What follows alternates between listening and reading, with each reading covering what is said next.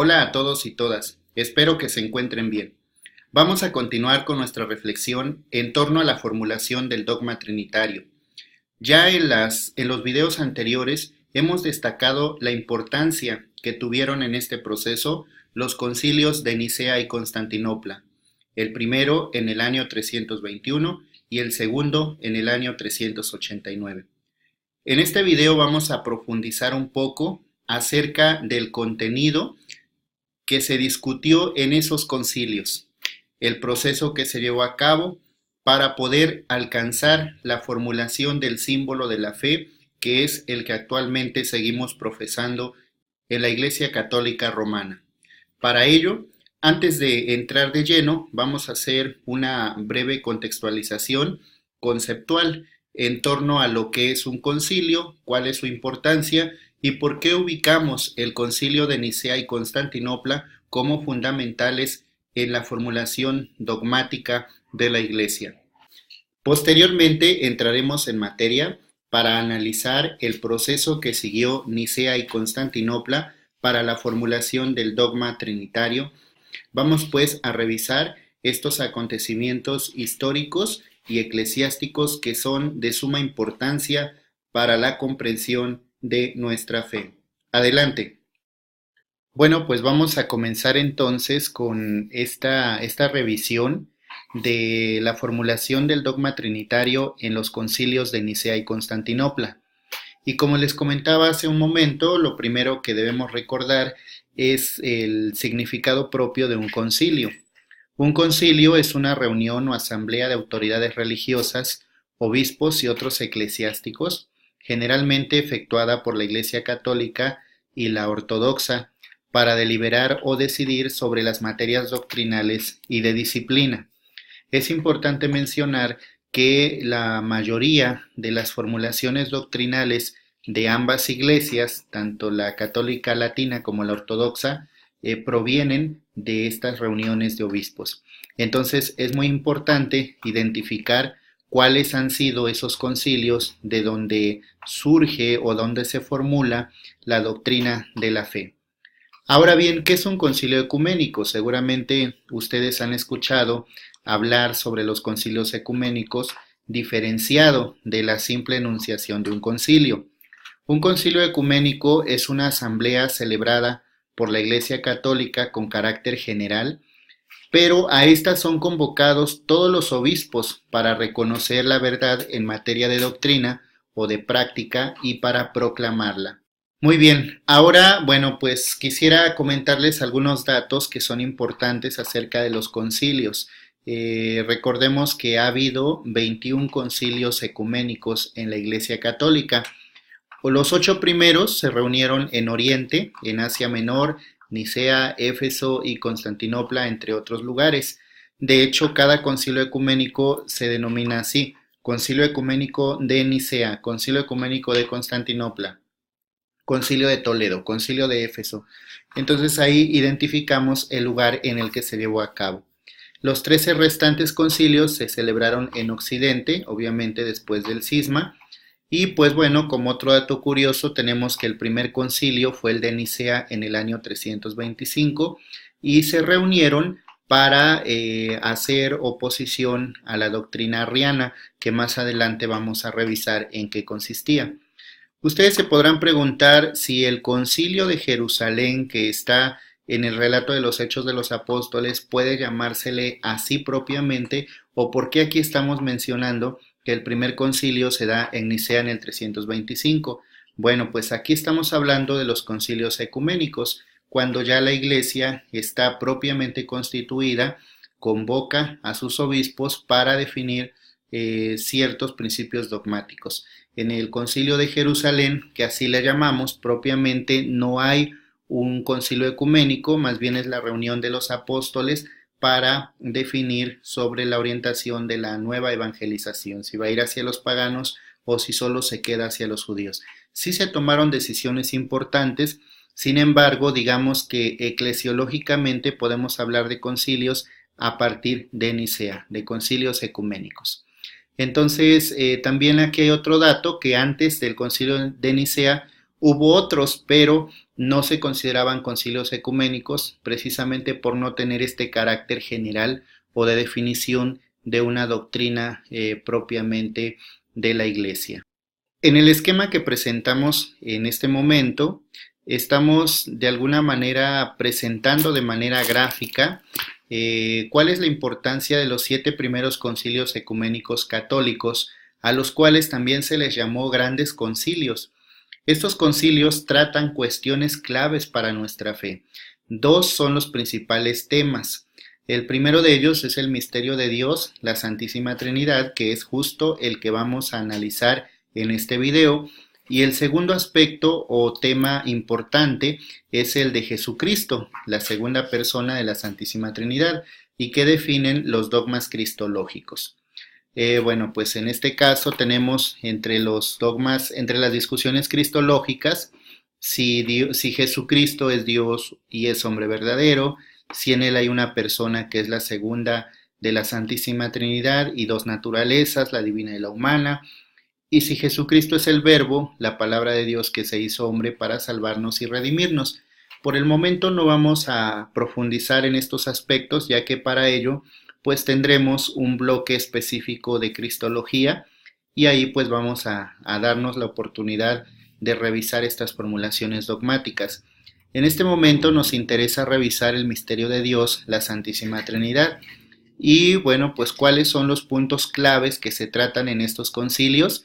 Pues la primera afirmación es Dios es único, hay un solo Dios, es uno en esencia, sustancia y naturaleza, es trino en personas, en la primera persona es el Padre, la segunda es el Hijo, la tercera persona es el Espíritu Santo, y el Padre engendró al Hijo, el Hijo procede del Padre y el Espíritu Santo procede del Padre y del Hijo. Estos son, digamos, los 5 puntos claves para nuestra fe que contienen el misterio de Dios uno y trino y que vamos a tratar de analizar en este video. Muy bien, pues ahora vamos a comenzar con el análisis del Concilio de Nicea. Este se llevó a cabo en el año 325 y fue convocado por el Papa Silvestre, bajo el reinado del emperador Constantino. Aquí hay elementos históricos muy importantes que para una profundización vale la pena tenerlos en cuenta. El primero de ellos, pues, es que prácticamente la crisis de las persecuciones cristianas ya estaba o ya había pasado. Recordemos que se había emitido en el año 313 el famoso Edicto de Milán, o también conocido como el Edicto de la Tolerancia por el emperador Constantino, en el que se permitía las prácticas religiosas del cristianismo en el imperio. Posteriormente, bueno, tenemos el Edicto de Tesalónica en el año 380, mediante el cual el emperador Teodosio constituye al cristianismo como religión oficial del imperio. Entonces, en medio de estos dos grandes acontecimientos políticos, pero relacionados con la religión, con el cristianismo, encontramos el Concilio de Nicea en el año 325 y el Concilio de Constantinopla. En el caso del Concilio de Nicea, pues bueno, sabemos que había de fondo algunos intereses del emperador Constantino por no permitir la debilitación del Imperio Romano. Entonces, mediante el Edicto de Milán, pues él trata de establecer al cristianismo como un mecanismo de unidad del imperio. Entonces, de alguna manera, pues la Iglesia se estaba organizando en todos los sentidos, tanto en el ámbito jerárquico, estructural, como también en sus bienes y, por supuesto, en la cuestión dogmática era importante que hubiera también esta organización. Cabe mencionar que en este concilio pues se reunieron 300 obispos, la mayoría de ellos eran orientales, entre ellos Vito y Vicente, quienes eran representantes del Papa Silvestre. Cabe mencionar también que fue Ocio de Córdoba, quien fuera el presidente del concilio, y bueno, aquí una nota, él era confidente del emperador. Esto es muy importante mencionarlo porque el emperador Constantino tuvo mucha influencia en la realización de este concilio. No solo insistió en que se convocara, sino que también pues apoyó económicamente a los obispos para que se reunieran. Y pues bueno, detrás podemos decir o pueden decir algunos historiadores que había incluso intereses de orden político. A fin de cuentas, lo que para nosotros es importante es que el motivo principal por el que fue convocado este concilio es el de afirmar la verdadera doctrina acerca de la divinidad, eternidad y nacimiento del Hijo de Dios en contraposición a las falsas enseñanzas de Arrio, el sacerdote de Alejandría, que como sabemos, ya lo habíamos visto en el video anterior de las herejías, pues tenía muchos seguidores y ellos sostenían que el Hijo de Dios fue creado por Dios Padre y que era solamente una criatura superior. Un poco más adelante vamos a enfatizar un poco en esta formulación del arrianismo, pero de pronto pues cabe mencionar que el concilio se reúne con una misión específica. Era contraponer las falsas enseñanzas de Arrio y de alguna manera sustentar las formulaciones dogmáticas de la Iglesia. Bueno, pues también otro dato a propósito de que ya mencionamos al emperador Constantino es que, bueno, detrás de este interés político del que ya de alguna manera hemos mencionado, pues a él le preocupaban que estas luchas teológicas que se estaban dando entre las diferentes facciones de la Iglesia fueran a restarle fuerzas al imperio e incluso, pues bueno, ya Arrio tenía sus seguidores, las diferentes herejías ya tenían grupos en torno a sus principales exponentes y cabe mencionar que no se trata de meras ocurrencias, las herejías en realidad tenían un sustento, tenían una argumentación sólida y por eso convenía que desde la iglesia los obispos también hicieran las contraposiciones a esas formulaciones heréticas. Entonces el emperador pues tuvo mucho que ver, les comentaba en la reunión de estos obispos, incluso ocupó la presidencia de honor y este dato pues también es muy importante. En el concilio se tratan algunos temas importantes como la fecha de la Pascua, algunas cuestiones disciplinares y por supuesto los temas relacionados con el dogma del Dios uno y trino. Bueno, volviendo al arrianismo, podemos recuperar las afirmaciones que están en esta diapositiva. La doctrina arriana habla de la unidad absoluta de Dios. Fuera de él todos son criaturas suyas. Por tanto, el verbo no es eterno, sino que fue creado de la nada por voluntad de Dios. La razón de la creación del verbo era la de servir de instrumento al Padre para la creación del mundo, es decir, ser intermedio entre Dios y las criaturas. El verbo, por tanto, de acuerdo a la argumentación de Arrio, no es de la misma naturaleza que el Padre, es mudable y susceptible de pecado. No obstante, ponderaba las excelencias del verbo, pues era el primogénito de todas las criaturas. Está por encima de ellas de tal modo que llega a una impecabilidad y sublimidad tal que puede llamarse Dios por abuso de esta palabra. Para justificar esto, Arrio acudía a las citas de la Sagrada Escritura, donde se ven las diferencias entre padre e hijo. Digamos que de manera sintética, estos eran los postulados del arrianismo, mismos que, como vemos, están en contra de las afirmaciones trinitarias y fue precisamente eso lo que Nicea trata de resolver. Sin embargo, recordemos que no solo estaba el arrianismo como herejía de la época, en el ámbito de la doctrina trinitaria también estaba el monarquianismo y subordinacionismo, que ya hemos visto en un video anterior, pero que cabe rescatar que esta herejía insistía en la unidad de la divinidad. Por tanto, para ellos Jesucristo era el Padre de una forma distinta. No había diferencia de personas. Y para combatir esta herejía se cae en el polo opuesto, que es el subordinacionismo, en el que se afirma que el verbo no es consustancial al Padre, sino inferior de alguna forma. Arrio se va a mezclar en esta herejía porque de alguna manera se relaciona con las afirmaciones de él sobre esto de que el verbo es criatura de Dios y no precisamente es engendrado por Dios, sino una creación de Él. Ante estas herejías, el concilio quiere proclamar que el Hijo no es algo hecho por el Padre, sino una comunicación del propio ser del Padre por modo de generación. Respecto a la formulación de la doctrina cristiana en esa época en el concilio, pues destaca la figura de San Atanasio. Incluso cuando viene a nuestra mente el nombre del concilio de Nicea, pues inmediatamente aparece la figura de este teólogo. Él asiste al concilio en calidad de diácono de Alejandro, quien era su obispo, y quien propiamente había tenido la controversia contra Arrio. Posteriormente, San Atanasio sucede a Alejandro, su obispo, y a San Atanasio se le va a considerar como el gran adversario de Arrio, aunque sabemos que él prosiguió la obra de Alejandro. Atanasio encamina sus esfuerzos pastorales y teológicos a la solución de la crisis arriana. Por tanto, su interés teológico primordial es la soteriología y el centro de su teología es la encarnación del Verbo en orden a la divinización del hombre.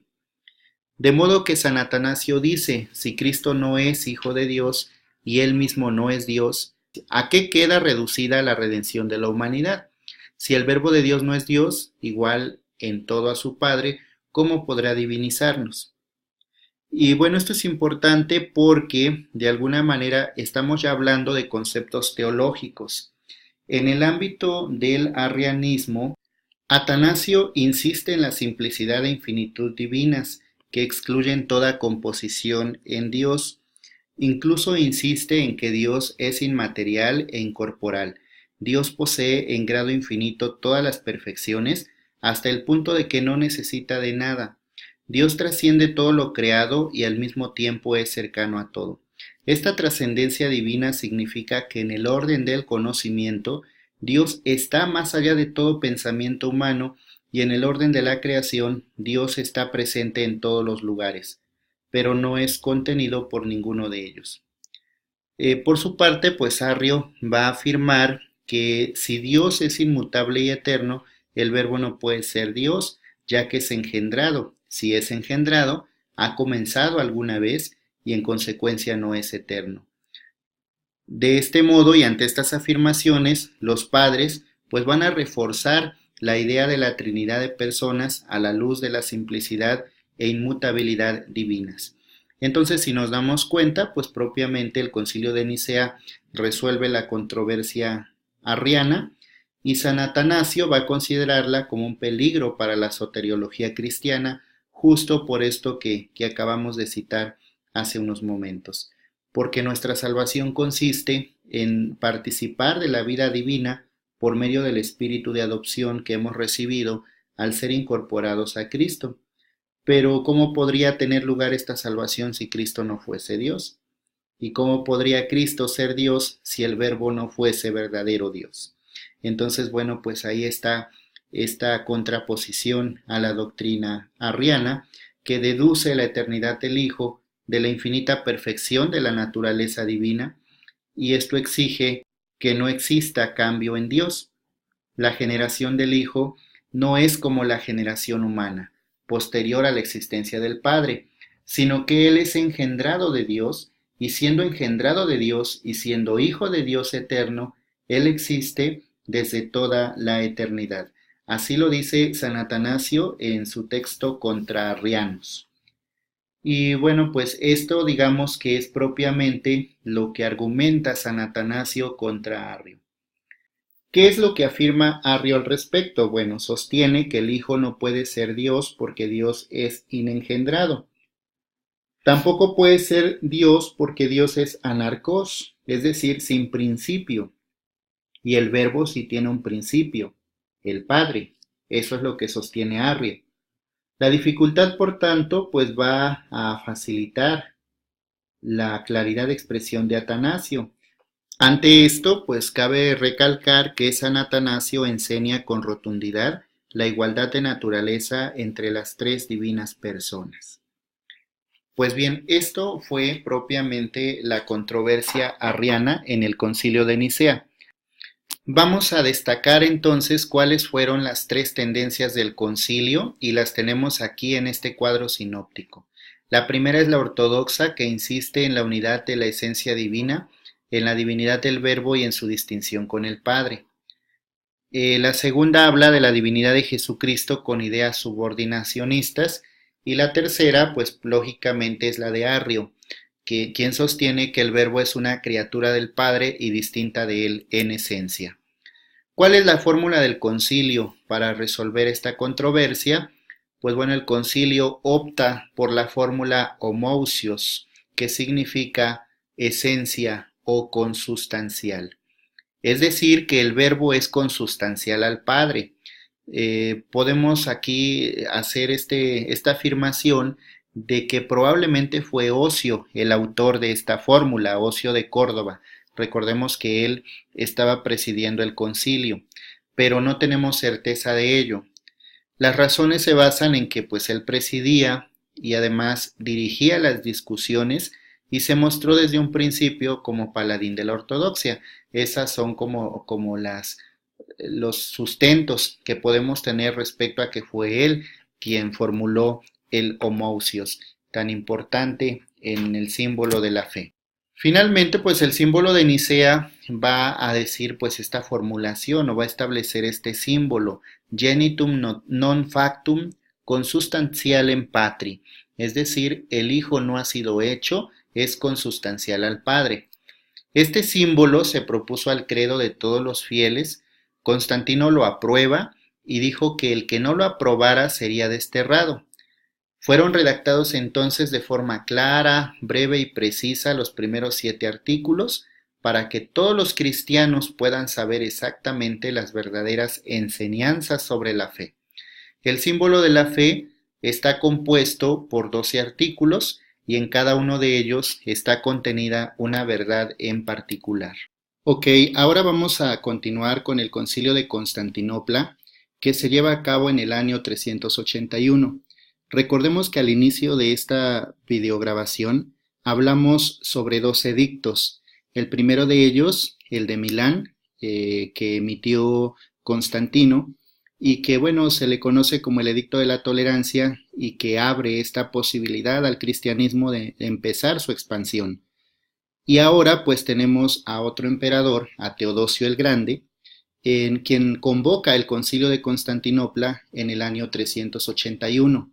Recordemos que un año antes, en el 380, Teodosio había promulgado el Edicto de Tesalónica, en el que constituía al cristianismo como la religión oficial del Imperio Romano.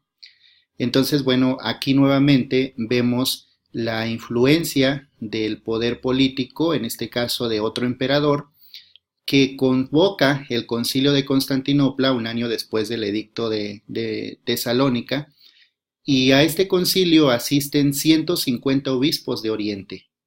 La Iglesia de Roma no estaba representada, ciertamente. Sin embargo, pues el patriarca Melesio de Antioquía presidió la apertura de este concilio. Este concilio fue celebrado para afirmar la verdadera doctrina del Espíritu Santo en contraposición a la falsa doctrina de Macedonio, que rechazaba la divina dignidad del Espíritu Santo, la tercera persona de la Santísima Trinidad. Ya habíamos hablado en otro video precisamente sobre esta tendencia a negar la divinidad del Espíritu, y bueno, pues en un momento más vamos a retomar estas herejías para ver la solución que el concilio da a la persona del Espíritu Santo. De modo que, de alguna manera, si en el concilio de Nicea el punto de reflexión y el punto de contradicción fue la segunda persona de la Trinidad, es decir, el Hijo, ahora en el concilio de Constantinopla el punto de reflexión va a ser el Espíritu, la tercera persona de la Trinidad. Entonces vamos a hacer un breve recordatorio. Macedonio, patriarca de Constantinopla, enseñaba que el Espíritu Santo no es Dios y que además estaba al servicio de Dios Padre y del Hijo de Dios, como lo estaban los ángeles. San Atanasio va a escribir un libro contra los herejes y ahí va a llamar a los macedonios como los luchadores contra el Espíritu Santo. ¿sí? O los neumatómacos. Durante el concilio de Constantinopla, la herejía de Macedonio fue condenada y rechazada. Entre los obispos que presenciaban, pues estaban Gregorio, el teólogo, que era el presidente del concilio, Gregorio Nacianceno, Cirilo de Jerusalén, entre otros. Aquí pues cabe destacar la figura de los capadocios, de los padres capadocios, que a continuación pues vamos a revisar un poco cuál fue su papel en el concilio de Constantinopla y sus aportes teológicos. ¿Cuál es el resultado del concilio? Bueno, el concilio de Constantinopla afirma el credo de Nicea y se lanza anatema contra los semiarrianos, los abelianos o monarquianos y sobre todo contra los macedonianos y apolinaristas. Pues bien, si habíamos mencionado anteriormente que en el concilio de Nicea la figura de Atanasio fue fundamental para la reflexión teológica, ahora este lugar en el concilio de Constantinopla lo ocupan los tres padres capadocios, San Basilio, San Gregorio de Nacianzo y San Gregorio de Nisa. A ellos se les va a llamar efectivamente padres capadocios y van a destacar por sus contribuciones doctrinales que aportan a la teología trinitaria y refutan el arrianismo. Los padres capadocios parten de la triple realidad personal existente en Dios, distinguen entre usía e hipóstasis y así encuentran el camino perfecto para afirmar la diferencia entre las personas divinas sin comprometer la unidad de la esencia o substancia. En este caso, nos damos cuenta que su exposición trinitaria sigue un camino diverso al de San Atanasio en el Concilio de Nicea.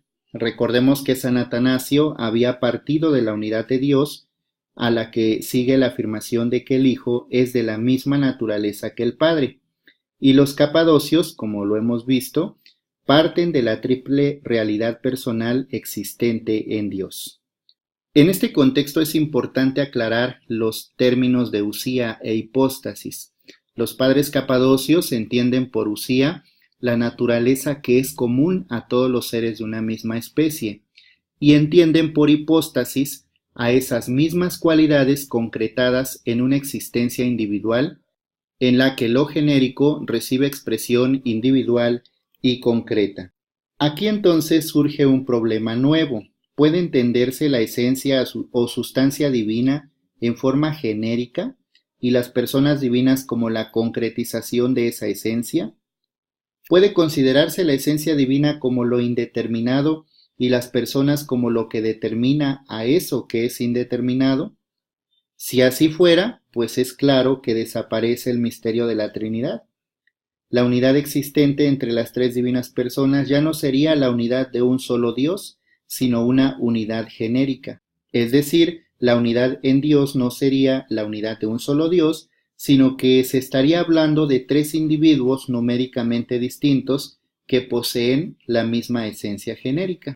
Al respecto, San Basilio afirma explícitamente que la naturaleza divina es única en número, en el seno de la divinidad. La distinción solo puede darse por las particularidades que hacen que cada persona sea ella misma y que no puede ser la otra. La diferencia de la hipóstasis no rompe la comunión de naturaleza y la comunión de usía no confunde las características personales. De modo que así en una síntesis llegamos a la conclusión con San Basilio que lo propio del Padre es ser agénetos, esto es inengendrado. Es la única persona de la Trinidad que no procede de otra. El Hijo es génetos o engendrado, el único que es engendrado. Y lo propio del Espíritu Santo es ser conocido en el Hijo y recibir junto con él su sustancia del Padre. Las características personales pueden designarse como paternidad, filiación y fuerza santificadora. Entonces, con estas afirmaciones surge otra pregunta. ¿De dónde surgen estas características personificadoras? ¿O ese algo que diferencia a las tres divinas personas sin por eso diferenciar la sustancia? Estas características personificadoras, va a decir San Basilio, tienen que pertenecer a su vida íntima, a la vida íntima de Dios, es decir, a sus actos de conocimiento y de amor. De modo que la distinción de las personas viene dada por las relaciones inmanentes que mantienen entre sí como consecuencia de su procedencia. Al respecto, Gregorio va a recalcar que las tres divinas personas no se diferencian más que por su relación de origen. Los tres capadocios van a fundamentar la unidad en el Padre, que es la fuente de la que brota la divinidad del Hijo y del Espíritu. De modo que la diferencia entre las personas se refleja en las acciones ad extra de la Trinidad. En este sentido, Gregorio va a recalcar que las tres divinas personas no se diferencian más que por su relación de origen. El Hijo no es el Padre, pues hay un solo Padre, pero el Hijo es todo lo que es el Padre.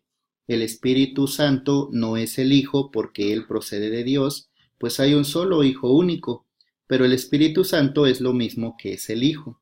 Los tres son uno en la divinidad. El uno es tres en sus propiedades personalizantes.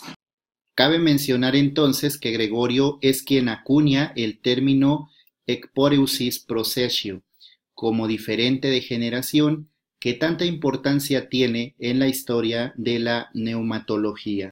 Bueno, finalmente, pues cabe recalcar que entonces los capadocios van a tener un papel importantísimo en la clarificación terminológica de la doctrina trinitaria, sobre todo en estos conceptos de usía e hipóstasis. Recordemos que los padres capadocios entienden por usía lo que es común a los individuos de la misma especie y por hipóstasis la usía completada por los caracteres individuantes que la determinan. Así incluso lo afirma San Basilio en su epístola 38. Y de aquí, de los aportes de los tres padres capadocios, pues viene la fórmula mia usía tres hipóstasis. Es decir, esta distinción conceptual entre usía e hipóstasis va a permitir dar toda su eficacia esclarecedora a esta fórmula. La fórmula ya conocida por Orígenes, utilizada por teólogos de formación origenista. Finalmente, bueno, pues lo que tenemos como producto del Concilio de Constantinopla, pues es esta distinción conceptual que permite llegar a fundamentar esta idea de una sola sustancia y tres personas divinas. De estos dos concilios podemos hacer una síntesis. Surge lo que conocemos como el símbolo niceno-constantinopolitano. Y bueno, en resumen, tenemos una serie de 12 artículos. En el primero se habla de Dios Padre. En los artículos desde el 2 hasta el 7 se habla de Dios Hijo. En el artículo número 8 de Dios Espíritu Santo. Y en el artículo número 9 de la Iglesia. Posteriormente, en el artículo 10 del bautismo, en el 11 de la resurrección de los muertos y en el artículo número 12 de la vida eterna. Incluso, bueno, pues nosotros conocemos el símbolo niceno-constantinopolitano porque es el que se profesa en la Eucaristía dominical. Y cabe resaltar, como ya lo habíamos mencionado anteriormente, que en este primer concilio de Constantinopla, recordamos el año 381, algo fundamental es que se define la divinidad del Espíritu Santo y así se completa el símbolo niceno dándole la redacción que actualmente conocemos. Se define a la divinidad del Espíritu Santo, se afirma la igualdad del Espíritu con las otras divinas personas, se dice del Espíritu que es el Señor en forma similar a como se afirma de Cristo, en el mismo símbolo que es el Señor, queriendo utilizar esta palabra como un título divino.